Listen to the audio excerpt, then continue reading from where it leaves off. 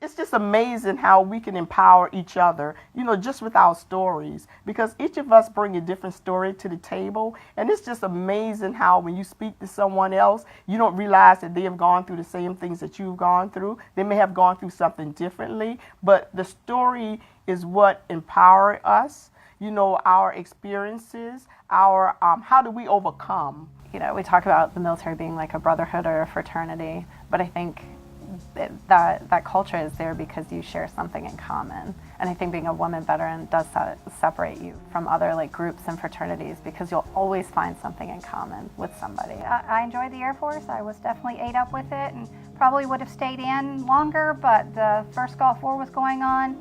I was pregnant with my first child, and my enlistment was up, and I had just finished my master's degree, so it was a good time to part ways. But as I'm circled back. I'm with the Department of Veteran Services now, so I'm still serving our veterans and our military. So I guess I've come full circle.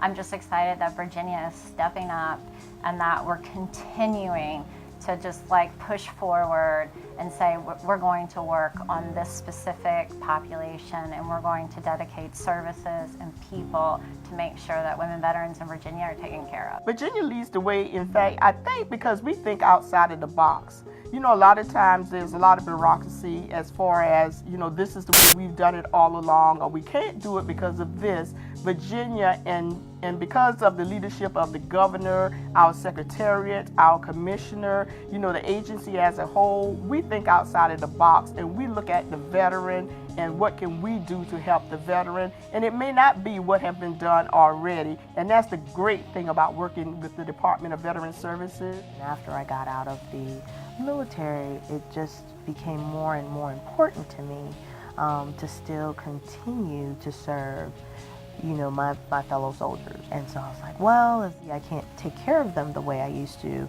while I was on active duty, but now I can take care of them as they're transitioning out. For them, and maybe encouraging some of the younger ladies that are just trying to make the transition out of the military into civilian life. And so I think this is just a really good opportunity for us to bond with them and help them on their road to success. Whenever you think of a soldier or a airman or a Marine, most people automatically think males. And then when you think of Hollywood, when they present them, previously you really wouldn't see a service member, a veteran, as a woman. Women veterans don't tend to step up and say, I'm a woman veteran. You just don't think of yourself like that. And more the conversation's starting to change, and more women are starting to say, I'm a veteran too.